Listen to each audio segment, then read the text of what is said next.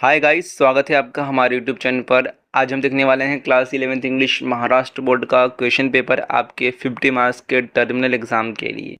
तो चलिए शुरू करते हैं आज का वीडियो। लेकिन चैनल पर अगर आप पहली बार आए हो तो चैनल को सब्सक्राइब करके बेल आइकन को प्रेस कर लो, क्योंकि यहाँ पर मैं ऐसे ही यूजफुल वीडियोस अपलोड करता हूँ और करते रहूँगा। और साथ ही आप मुझे इंस्टाग्राम पर फॉलो कर सकते हो अगर आपको कुछ डाउट वगैरह होगा तो उसे पूछने के लिए। तो चलो फटाफट वीडियो को देखते हैं कि इसमें क्या है, कैसा आपका पेपर रहेगा 50 मार्क्स का। तो सबसे पहला आपका सेक्शन ए है, यानी कि प्रो सेक्शन, जो आपका लेसन है, जो भी आपका स्टोरी है उसके ऊपर का पार्ट। और ये इसमें देखो यहाँ पर बताया गया है हाईलाइटेड पार्ट में कि आपका कौन कौन सा स्किल चेक किया जाएगा यहाँ पर। सबसे पहला है रीडिंग स्किल, यानी कि आप पैसेज को कितनी अच्छी तरीके से पढ़कर आंसर ढूंढते हो। सेकंड ग्रामर है, उसके बाद है वोकेबुलरी, यानी कि आपका वर्ड नॉलेज, ये सब कैसा है। उसके बाद समरी, आप कैसे जो पैसेज दिया है उसको समराइज कर पाते हो। सबसे पहला है क्वेश्चन 1, सब क्वेश्चन ए है, 12 मार्क्स के लिए, 12 मार्क्स के लिए है। और इसमें सिंपली एक पैसेज दिया गया है। पैसेज कौन सा है? पैसेज आपका जो फर्स्ट लेसन है बीइंग नेबरली, इसके ऊपर पूछा गया है। और मोस्ट ऑफ द कॉलेजेस में आपका टर्मिनल एग्ज़ाम हो गया और जो फाइनल एग्ज़ाम होगा उसमें यही जो चैप्टर है पूछा जाता है कि ये जो चैप्टर है बीइंग नेबरली बहुत ही इम्पोर्टेंट है। तो देखते हैं कि क्या कैसा टाइप का क्वेश्चन है। सबसे पहला है A1, complete the following statement.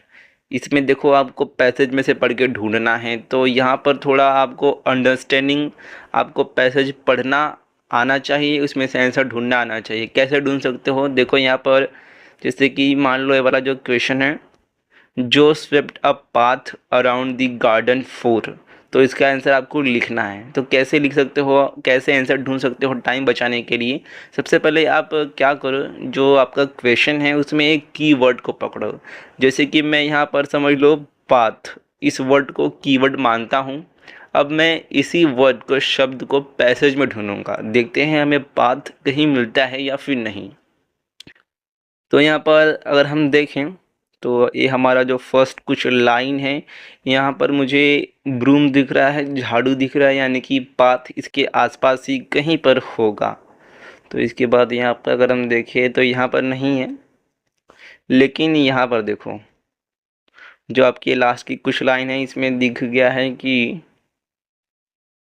Swept a path, she soon swept a path all around the garden for Beth to walk in when the sun came out and the invalid dolls needed air। तो यहाँ पर मुझे answer मिल गया। तो इसी तरह आप भी आंसर ढूंढ सकते हो अपना टाइम बचाने के लिए।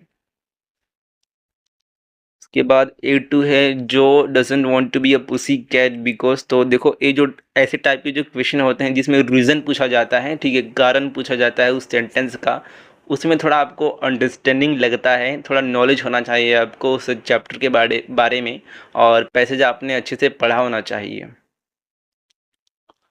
उसके बाद A3 है, कंप्लीट द फॉलोइंग टेबल। तो यहाँ पर कुछ सेंटेंसेस दिए गए हैं और who said to whom when लिखना है, यानी कि किसने कहा, किससे कहा, कब कहा। सिंपली पैसेज में से ढूंढ कर लिखना है। ये ढूंढने में आपको कोई तकलीफ नहीं होगी, ये इजीली मिल जाएगा। उसके बाद A4 वोकेबुलरी है, तो यहाँ पर एंटोनिम्स पूछा गया है, यानी कि उसका अपोजिट वर्ड क्या है वो लिखना है। तो सिस्टर का ब्रदर सिंपली आप लिख सकते हो। उसके बाद यहाँ पर देखो A5 जो है पर्सनल रिस्पॉन्स, यहाँ पर आपको अपना जो भी रिस्पॉन्स है, जो भी ओपिनियन है, जो क्वेश्चन पूछा गया है उस पर देना है, 2 मार्क्स के लिए है।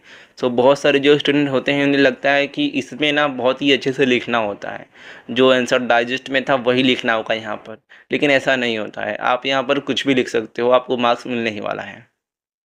उसके बाद डू एस डायरेक्टेड, तो सिंपली हमें पता है कि ये क्या होता है। तो यहाँ पर आपको ग्रामर के क्वेश्चन अटेम्प्ट करने होते हैं, ये जो आगे बॉक्स में दिया गया होता है उसके अकॉर्डिंग। जैसे यहाँ पर पूछा गया है कि rewrite the sentence beginning with you, तो आपको सिंपली जो भी गाइडलाइन दिया गया है, जो भी बोला गया है उसके अकॉर्डिंग करना होता है। उसके बाद सब question B do as directed, 4 marks के लिए, जो कि नॉन टेक्सचुअल ग्रामर है, यानी कि ये भी एक ग्रामर है बट टेक्स्ट बुक के बाहर से है। तो ये हो गया आपका क्वेश्चन 1 प्रो सेक्शन में। अब आता है क्वेश्चन 2A जो कि अनसीन पैसेज है, तो अनसीन पैसेज भी 12 मार्क्स के लिए है। इसमें भी सिंपल पैसेज रहने वाला है। अब पैसेज है तो उसके ऊपर आपको इजी क्वेश्चन आते हैं, पैसेज में से ढूंढ कर आप मैक्सिमम क्वेश्चन लिख सकते हो। ऐसा आपको अपना माइंडसेट बना के चलना चाहिए। तो सिंपली यहाँ पर भी कुछ उसी टाइप के क्वेश्चन है, ग्रामर के क्वेश्चन रहेंगे। और यहाँ पर समरी राइटिंग भी आता है 4 मार्क्स के लिए। जो अनसीन पैसेज रहेगा ना, उसका ही आपको समरी राइटिंग करना होता है 4 मार्क्स के लिए। तो समरी राइटिंग के पॉइंट्स दिए होते हैं कि कौन कौन से पॉइंट्स के अकॉर्डिंग करना है आपको। और साथ ही एक इम्पॉर्टेंट बात कि समरी राइटिंग का जो टाइटल है वो भी आपको लिखना होता है। बहुत सारे जो स्टूडेंट होते हैं टाइटल लिखना भूल जाते हैं, तो टाइटल लिखना मत भूलना, टाइटल भी लिखना चाहिए। उसके बाद आते हैं सेक्शन 2 पोएट्री में, यानी कि जो आपकी पोएम्स हैं उसके ऊपर। तो अगर पोएम इम्पोर्टेंट पोएम की बात करें तो जो आपका द सोवर है और चेरी ट्री है, एक कुछ 2 इम्पोर्टेंट पोएम है आपके इंग्लिश के लिए। तो यहाँ पर देखो क्या बोला गया है पोएम। सो सिंपली पोएम के ऊपर भी कुछ क्वेश्चन है, देख सकते हो इसे। उसके बाद सेक्शन 3 है राइटिंग स्किल। और राइटिंग स्किल में देखो क्या आया है। तो राइटिंग स्किल में सब क्वेश्चन ए है। यहाँ पर 2 आपको 4 मार्क्स के लिए आता है, 2 ऑप्शन है और ऑप्शन में से कोई एक लिखना है। जैसे यहाँ पर ईमेल राइटिंग है या फिर एक्सपांशन ऑफ आइडियाज है, जो आपको इजी लगे वही करना अटेम्प्ट। और ईमेल राइटिंग एक इजी टॉपिक है, आप चाहे तो इसे अटेम्प्ट कर सकते हो। उसके बाद लास्ट सेक्शन है ड्रामा सेक्शन, जो आपका यूनिट 4 है उसके ऊपर। तो यहाँ पर देखो 4 मार्क्स के लिए आने वाला है। सिंपली 4 ऑब्जेक्टिव टाइप के क्वेश्चन हो सकते हैं या फिर 4 छोटे सब्जेक्टिव टाइप के, जिसका आंसर 1 वर्ड में होगा। जैसे यहाँ पर क्या बोला गया है, name any 4 periods of history of British drama. तो सिंपली आपको 4 वर्ड्स में लिखना है, कोई भी 4 जो भी पीरियड हो वो लिखना है। उसके बाद mention any 4 elements of drama and then name any one drama of Ibsen, then earliest seed of modern Indian drama can be found in which drama। तो ये आपको ऐसे 4 क्वेश्चन के आंसर 4 मार्क्स के लिए लिखने हैं। अब जरूरी नहीं कि यहाँ पर हमेशा ऐसा क्वेश्चन पूछा जाए जिसका आंसर आपको सब्जेक्टिव टाइप में यानी कि 1 वर्ड में लिखना होगा। यहाँ पर कभी मैच द फॉलोइंग भी पूछा जा सकता है, या फिर कभी MCQ पूछा जा सकता है, या फिर ऐसा भी पूछा जा सकता है फाइंड ओड वन आउट। तो ऐसे टाइप के भी क्वेश्चन यहाँ पर आ सकते हैं।